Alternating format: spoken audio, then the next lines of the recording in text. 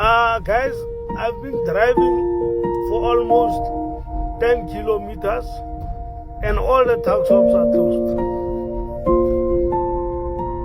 They are all closed.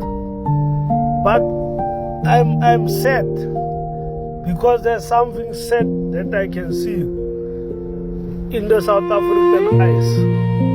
There is something sad that I can see in the South African eyes, especially the poor ones.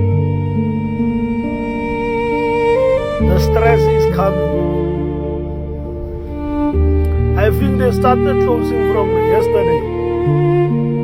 Others from last week, they are living on their own. But I can see the stress and fear in our eyes as South Africans. I'm not talking about you who can afford to go to ShopRite. I'm not talking about you who can afford to go to Spa.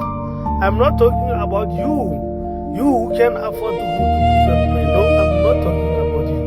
I'm talking about that old lady who used to buy one onion because it's the only thing that she was affording.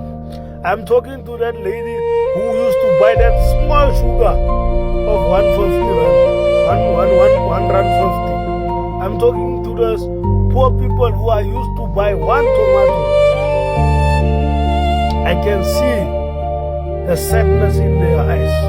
I can see the heartbreaks that they are sitting with. It's fine. She is owing my friend 1,000 rand. My friend is leaving. He doesn't want that 1,000. It's fine. It's a win for some of us in South Africa. But that same woman that is owing my friend 1,000 rand, I can see the fear in her eyes and the sadness in her face that this is not right. The results of March and March are eating some of us South Africans. Sometimes it's not all bad things that are bad. You must hear me now. Sometimes it's not all bad things that are bad. Some good things are even bitter for some of us to swallow. You are preaching the law of South Africa every day. All of us now, we know the law. We silently know the law of South Africa. Who needs to be here? Who needs to pay 5 million and all that? We understand that. But you must understand one thing, that the law that you are reading, is not good for some of us as South Africans. And it will never work for us. It might work for some, but not the majority.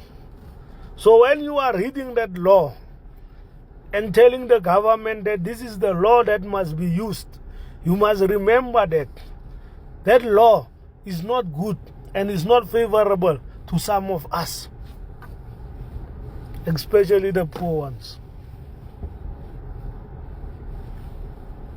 They are gone now.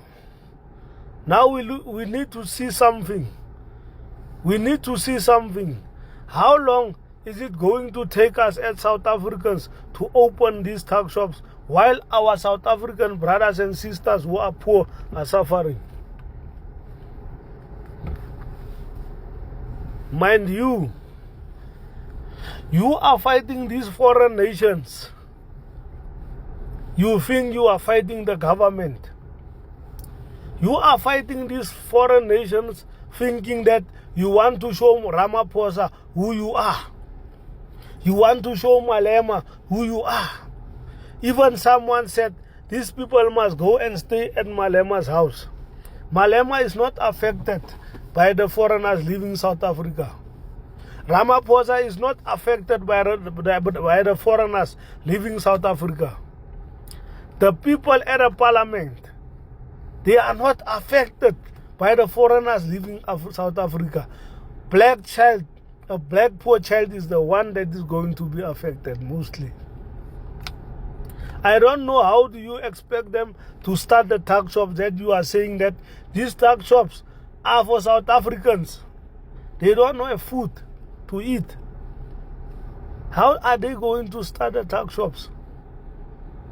They are struggling. They stay in shacks. They don't have proper toilets. They don't have proper water. How do you expect them to start a tuck shop? Because if they had everything that they needed, they could have went and stayed at better places in town. There is a reason why they stay in shacks. There is a reason why they stay in locations. There is a reason why they stay in bad conditions, because they don't have money. And my friend, they were helping them, because my friend, they have money to start these tuck shops. We normally don't care who runs the tuck shop. We normally just want someone that can be close by. So when I need to buy a tomato, I don't need to go to taxi. I don't need to go to town. I just go out of my house and buy the tomato and come back. I'm gonna say this for the last time. Some bad things are good for some people. These people being illegal here, or not having, they are here in South Africa, but they were not supposed to run tuck shops. It's fine, you understand. But them running tuck shops, they help a lot of South Africans.